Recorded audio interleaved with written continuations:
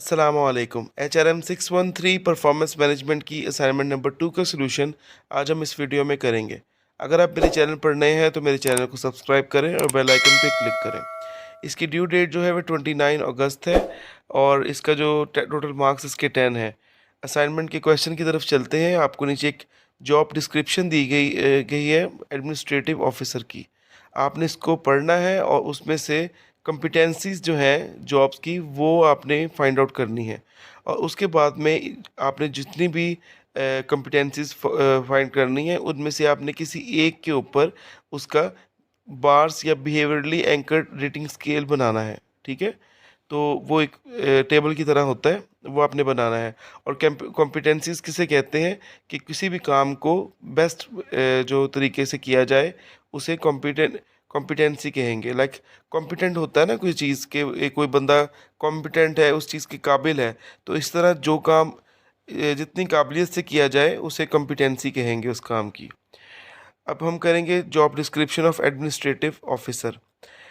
Administrative officer manages and execute administrative, project and executive support activity associated with the office of the core division and equivalent support component of the university। ठीक है, तो ये आपने पूरी job description पढ़ लेनी है। इसकी पूरी डिटेल में आपको सोल्यूशन में बताता हूँ। चलते हैं इसके सोल्यूशन। HRM 613 की असाइनमेंट का सोल्यूशन हम लोग करने वाले हैं। आपने इसको कॉपी पेस्ट नहीं करना। और एक और चीज़ कि आप लोगों ने HRM 613 के डाउनलोड सेक्शन में जाना है, वहाँ पे आपको एक बुक का लिंक दिया गया होगा। ठीक है, सेकंड नंबर पे उसे डाउनलोड करें और उधर से भी आप डिटेल पढ़ सकते हैं। इसके अलावा आप अपने हैंडआउट्स को भी फॉलो कर सकते हैं, जो आपको ठीक लगता है वो आंसर लगाएं। ये आपको एक गाइडलाइन प्रोवाइड की जा रही है, सेम वर्डिंग आपने बिल्कुल नहीं लिखनी। चलिए जी, पहली आपने जो स्टेटमेंट दी गई है वो उसको पढ़ते हैं। Administrative officer manages execute administrative project and execute sport activities associate with the office of a core division and equivalent component of the university. तो ये जो आपकी कंपिटेंसी होगी वो डिलीवरिंग रिजल्ट की होगी, कि वो बंदा जो है ऑफिसर है वो मैनेज कर रहा है और एग्जीक्यूट कर रहा है एडमिनिस्ट्रेटिव को, प्रोजेक्ट्स को कर रहा है और एग्जीक्यूट स्पोर्ट एक्टिविटीज़ कर रहा है। ठीक है, कि वो जो ऑफिस के कोर डिवीजन और इक्विवेलेंट कंपोनेंट को यूनिवर्सिटी के डील कर सके। तो ये जो सारी चीज़ें हैं ये डिलीवरिंग रिजल्ट में आएगी, वो रिजल्ट को डिलीवर कर रहा है अच्छे तरीके से।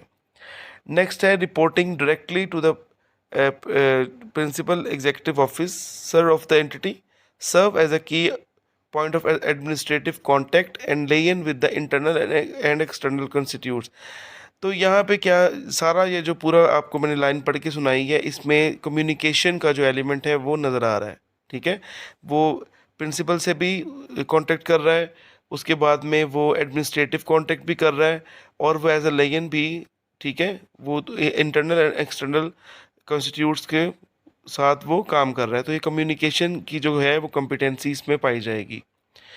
फिर provide and oversee the provision of direct staff support to the office. तो ये जो स्टाफ सपोर्ट कर रहा है, तो this is competency of collaborative. तो कोलैबोरेशन कर रहा है वो लोगों से। ठीक है, और सपोर्ट कर रहा है, तो ये कोलैबोरेटिव इसकी जो है कॉम्पिटेंसी होगी। नेक्स्ट वन है G, provide specialist administrative services as appropriate in such areas as physical management, business, public community relation, faculty, staff and student affairs and general business administration.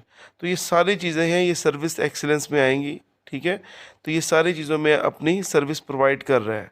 ठीक है, तो ये आप मैंने 4 इसके लिखे हैं।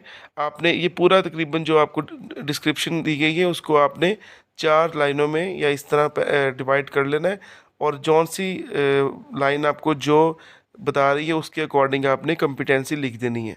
पार्ट 1 हमारा यहाँ तक क्लियर हो गया है। अब हमने इसका बिहेवियरली एंकर्ड रेटिंग स्केल बनाना है। उसका इनमें से आप ये 4 जो आपने फाइंड आउट की हैं इनमें से किसी एक का आपने जो वो बनाना है। ठीक है, स्केल। उसमें मैं सबसे पहले यूज़ कर रहा हूँ डिलीवरिंग रिजल्ट का। उसमें पहले कॉलम में हम लिखेंगे अनसक्सेसफुल, देन इमर्जिंग, फिर सक्सेसफुल, डिस्टिंग्विश और एग्जाम्पलरी। अनसक्सेसफुल होगा जो नाकाम है, ठीक है।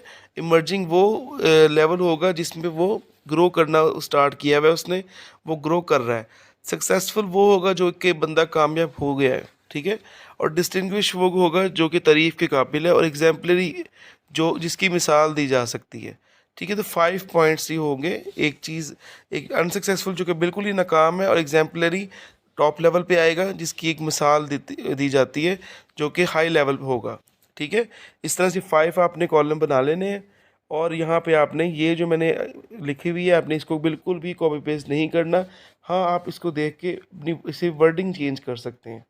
लाइक अनसक्सेसफुल में लिख दें डज नॉट मीट गोल्स और कंप्लीट टास्क लेट और पुअर क्वालिटी। अगर अनसक्सेसफुल होगा डिलीवरिंग रिजल्ट में तो ये चीज़ उसमें पाई जाएंगी, ठीक है। फिर and bend the rules when faced with pressure from customers, कि वो जब जो अनसक्सेसफुल होगा बंदा, वो रूल्स को भी बेंड कर लेगा जब वो प्रेशर कस्टमर्स की तरफ से फेस करेगा। या फिर वो फेल होगा to take ownership of personal और टीम परफॉर्मेंस, ना ही वो टीम परफॉर्मेंस को भी सही तरीके से परफॉर्म कर सकेगा। उसके बाद में आएगा इमर्जिंग।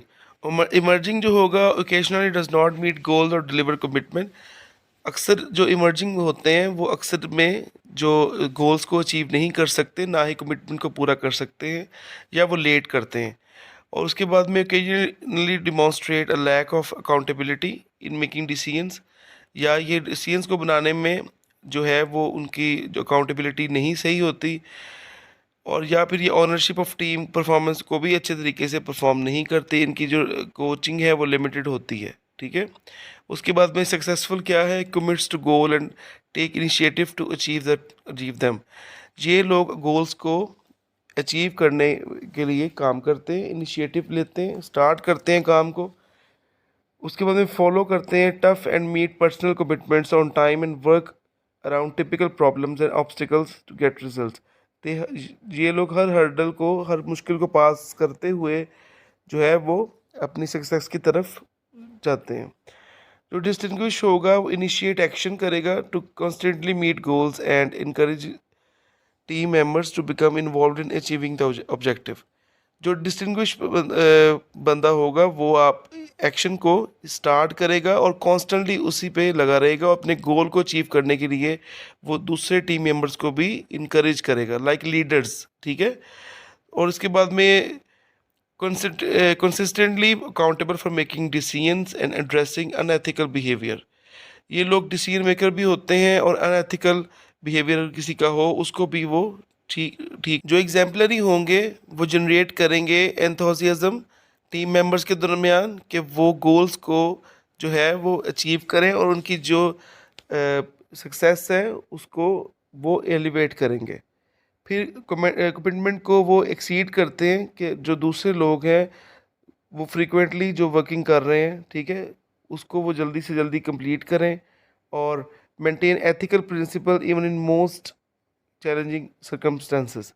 वो बहुत ही मुश्किल प्रॉब्लम्स में भी एथिकल जो प्रिंसिपल्स को ही फॉलो करते हैं, चाहे सिचुएशन जैसी भी हो। Deliver honest and candid feedback that seeks to develop other and help those receiving the message to move forward। ये मैंने कुछ पॉइंट्स लिखे हैं, आप लोगों ने इनको एज इट इज़ नहीं लिखना, ये सिर्फ आपको आइडिया प्रोवाइड किया जा रहा है। आप इतने लंबे बेशक ना लिखें, 2 से 3 पॉइंट्स बना के हर कॉलम के अंदर लिख दें। लाइक कि अनसक्सेसफुल में आप लिख सकते हैं डज नॉट मीट गोल, ठीक है।